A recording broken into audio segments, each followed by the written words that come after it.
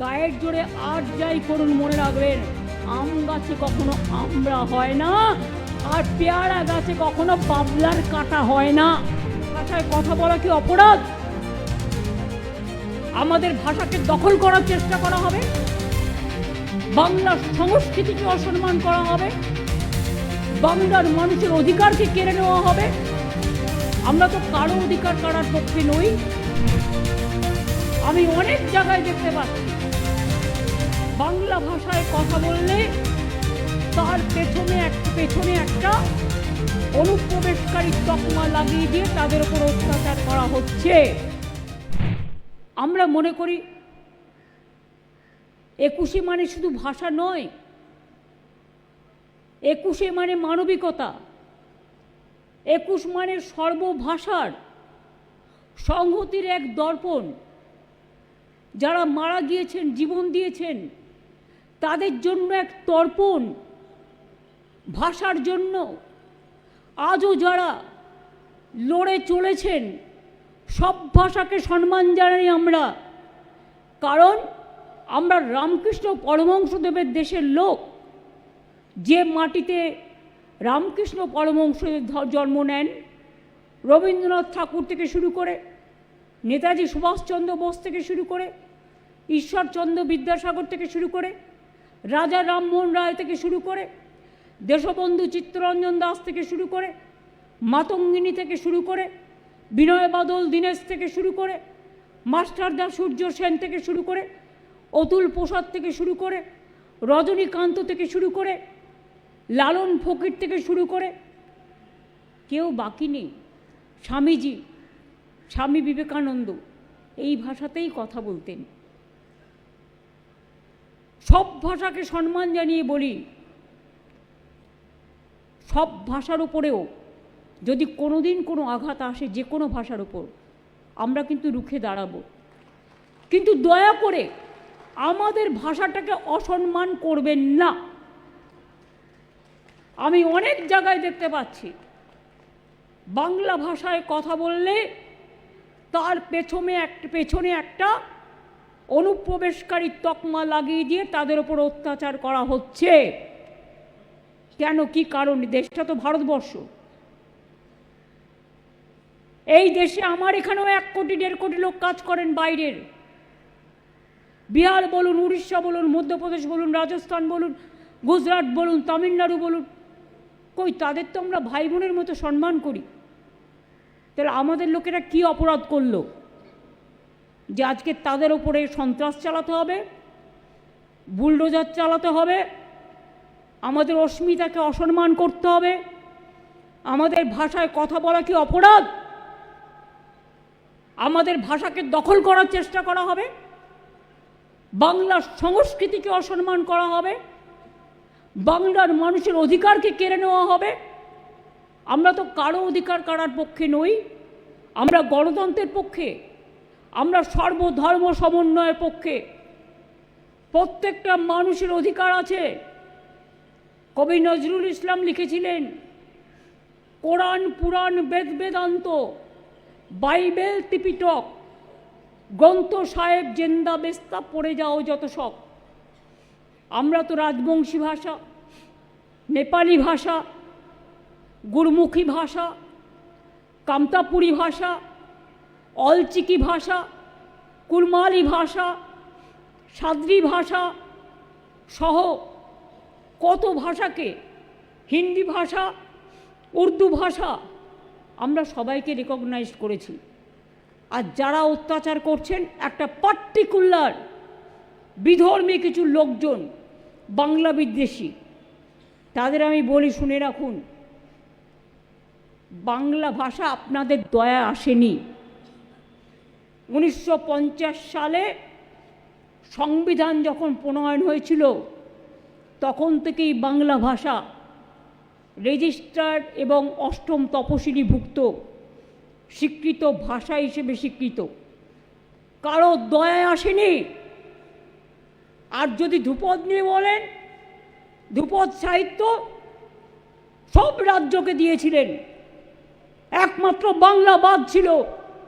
আমি ব্রাত্যকে থ্যাঙ্কস জানাই এই কারণে, ওরা বাংলা সাহিত্য একাডেমি থেকে 10 বস্তা বই রিসার্চ করিয়ে আমরা দিল্লিতে পাঠিয়েছিলাম, যেটা তারা অস্বীকার করতে পারে না, উইথ এভিডেন্স। আগের বার সাহিত্য একাডেমি দিল্লির, যেটা এখানকারটা ছেড়ে দিন, আমাদের সবাইকে দিই, আমার একটা বই সিলেক্ট হয়েছিল, তাই বাংলাকে বাদ দিয়েছিল। আমি ওদের কোনো উপহার পাওয়ার জন্য লালায়িত নই। আমি মনে করি মানুষের উপহারই আমার কাছে সবচেয়ে বড় উপহার। কিন্তু দয়া করে এবছরও আপনারা বাংলাকে দেননি। কেন দেননি? বাংলায় সাহিত্যিক নেই, বাংলায় সাংস্কৃতিক মনোনীত লোক নেই, বাংলা কবিতা লেখে না, বাংলা গান রচনা করে না, বাংলা গান গায় না, বাংলায় সংস্কৃতি প্রবণ মানুষ নেই, বাংলায় চলচ্চিত্র নেই, বাংলায় টেলি নেই, বাংলায় টলি নেই। বাংলাকে এত অসম্মান কেন করেন? মনে রাখবেন, 21 মানেই সংগ্রাম, আর 21 মানে অঙ্গীকার।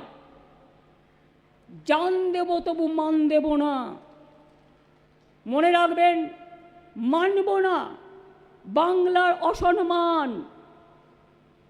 আজকে বাংলার ওপর চলছে হামলা।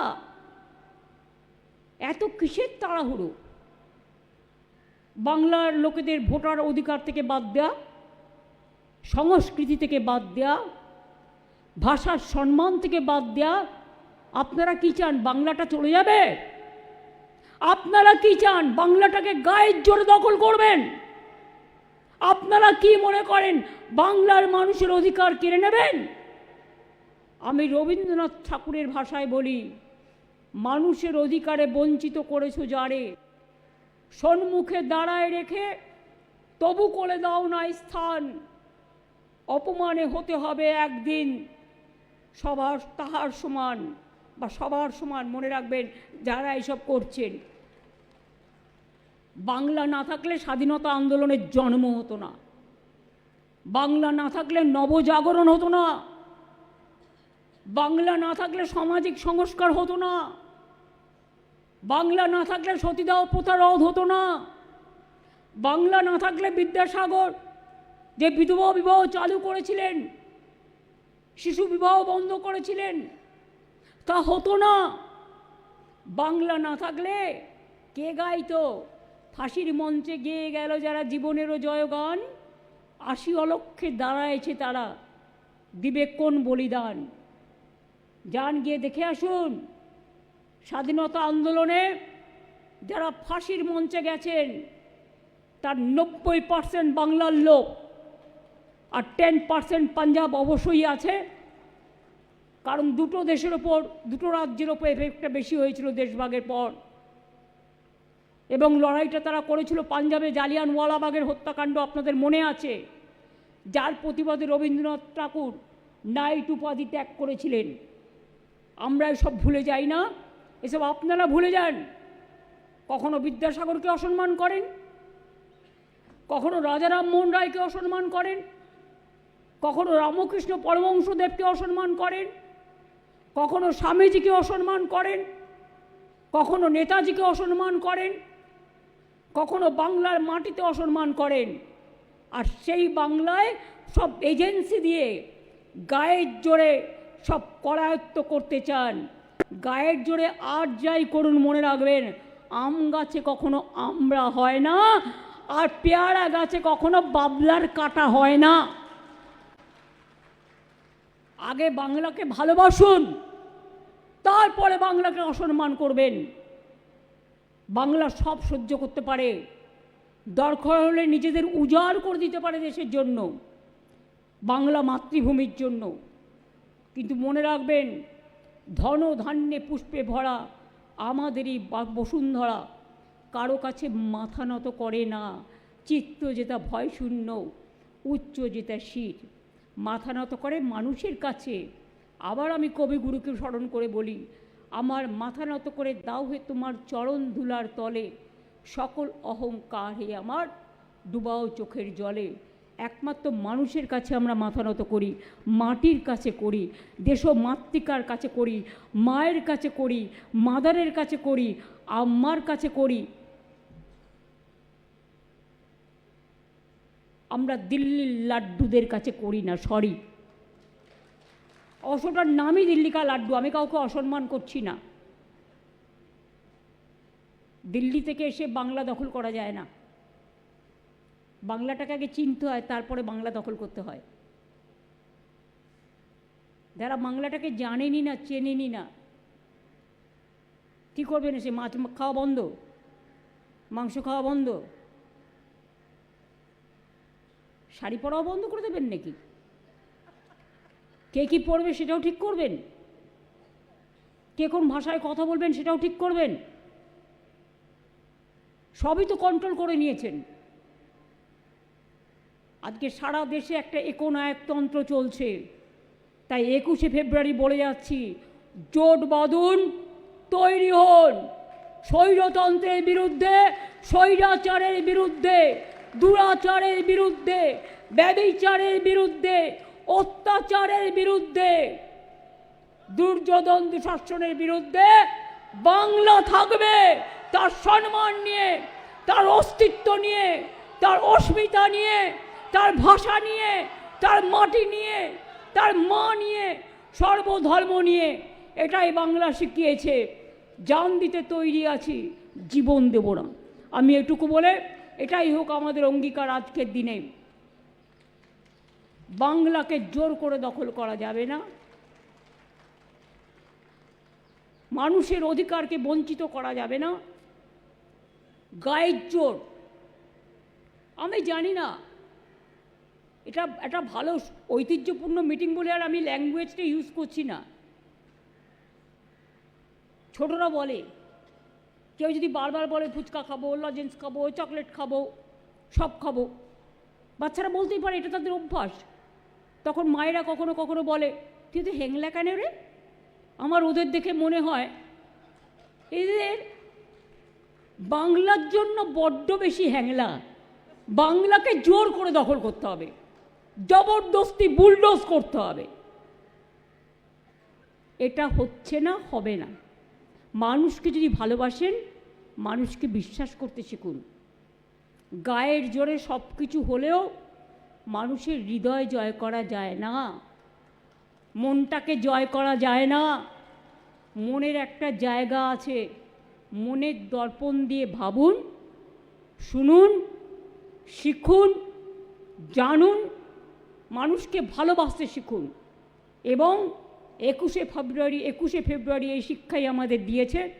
আজকে ইন্টারন্যাশনাল মাদার ল্যাঙ্গুয়েজ ডে। আমরা সব ভাষাকেই সম্মান জানিয়ে, শ্রদ্ধা জানিয়ে বলবো, জয় হিন্দ, বন্দে মাতরম, জয় বাংলা।